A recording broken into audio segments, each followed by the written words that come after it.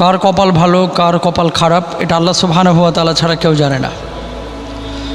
তবে কিছু কিছু ক্ষেত্রে আমরা দেখতে পাই আল্লাহ রাসূল সাল্লাল্লাহু আলাইহি ওয়াসাল্লামের হাদিস অনুসারে এবং কিছু আরবি প্রবাদ অনুসারে যা তাকদীরু ইয়াদহাকু ইলা সাই, যে মানুষের ভাগ্যটা এটা চেষ্টার সঙ্গে সম্পৃক্ত একটি বিষয়। চেষ্টা যদি করে কেউ তাহলে তার তাকদীরটা সুপ্রসন্ন হয়, ভালো হয়। চেষ্টা যদি না করে তাহলে তার তাকদীর খারাপের মধ্যে পড়ে যায়। আবার কেউ কেউ বলছেন যে তাকদীর বা ভাগ্যটা দোয়ার দ্বারা পরিবর্তন হয়, অর্থাৎ সে দোয়া করলে আল্লাহ সুবহানাহু ওয়া তাআলা তাকে যাবতীয় বিপদ আপদ থেকে হেফাজত করবেন বা সামনে ঘটিত কোনো বিপদ আপদ থেকে হেফাজত করবেন। এখন কথা হচ্ছে আপনার ভাগ্য ভালো আপনি বুঝবেন কিভাবে? যার জীবনে 3টি আলামত 3টি চিহ্ন পাওয়া যাবে ধরে নিতে হবে সে মানুষটা ভালো। কয়টা?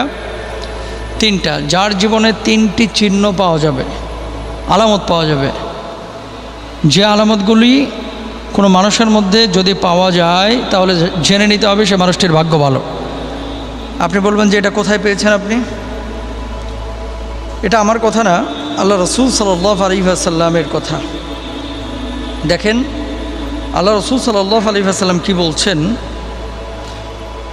মিন সাআদাতি ইবনে আদম সালাসা ওয়া মিন শুকুক ইবনে আদম সালাসা মিন সাআদাতি ইবনে আদম।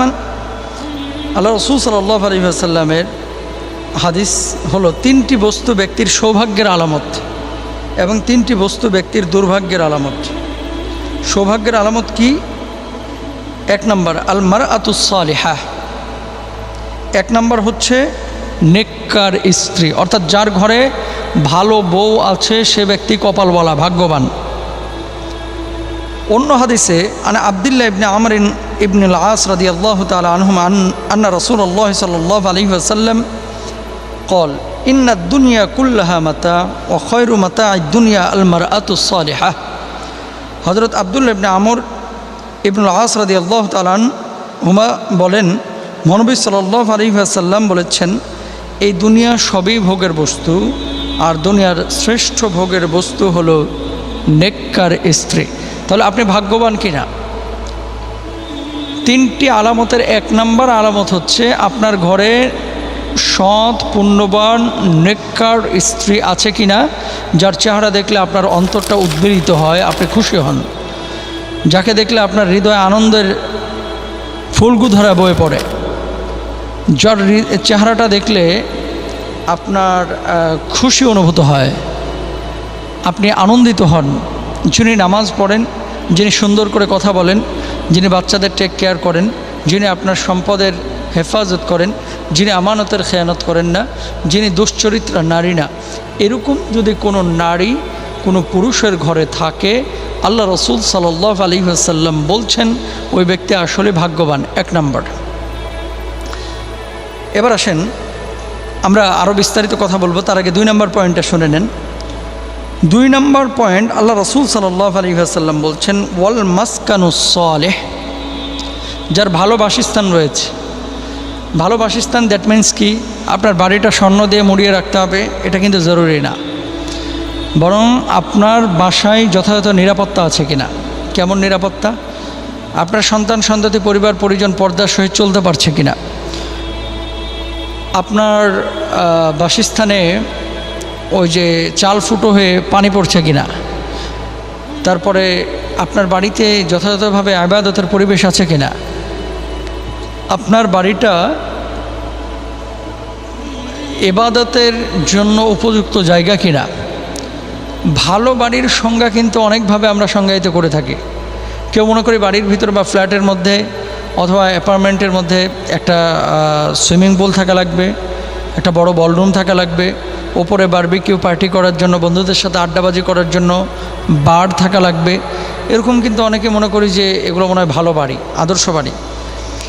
আসলে ইসলামী শরিয়ায় ভাষ্যমতে আদর্শ বাড়ি বলতে যে সমস্ত বাড়িগুলোকে বোঝানো হয় যে বাড়ির ভিতরে কোনো অপবিত্র জিনিস নেই এবং বসবাসের জন্য উপযোগী বাড়ি। যেমন কুকুর থাকবে না সে বাড়ির মধ্যে, সে বাড়ির মধ্যে বৈধ জিনিস থাকবে, সে বাড়ির মধ্যে সবাই আল্লাহ রাসূল সাল্লাল্লাহু আলাইহি ওয়াসাল্লামের আলোচনা করবে, তারপরে সেই বাড়িতে প্রবেশ করলে আল্লাহ সুবহানাহু ওয়া তাআলার বিশেষ রহমত আপনার উপর নাজিল হবে।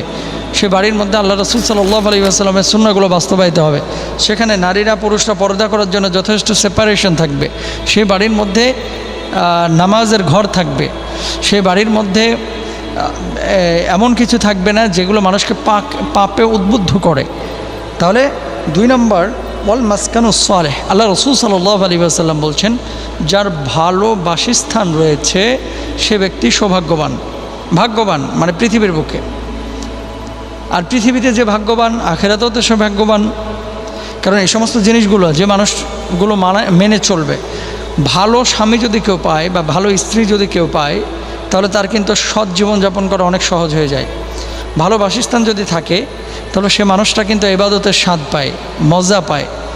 আর বাড়ির মধ্যে সারাক্ষণ যদি পাপিষ্ঠ আচরণ করে মানুষ, পাপের মধ্যে সবাই যদি ডুবে থাকে তাহলে সে বাড়ির মধ্যে কিন্তু রহমতের ফেরেশতা ঢুকে না, সে বাড়ির মধ্যে আল্লাহর রহম থাকে না, সেখানে ইবাদত করে মজাও পাওয়া যায় না। তাহলে 2 নম্বর হচ্ছে ওয়াল মাসকানুস সালেহ, যে ভালো বাসস্থান যার রয়েছে সে মানুষটা আসলেই সৌভাগ্যবান। 3 নম্বর আসেন ওয়াল মারকাবুস সালেহ। 3 নম্বরে হচ্ছে ভালো একটা যানবাহন থাকা।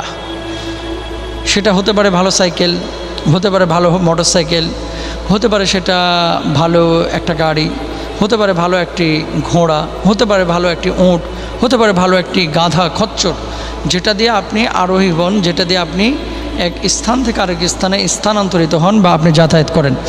এই সমস্ত ভালো বাহন যার রয়েছে এই পৃথিবীর বুকে সে মানুষটা হচ্ছে ভাগ্যবান।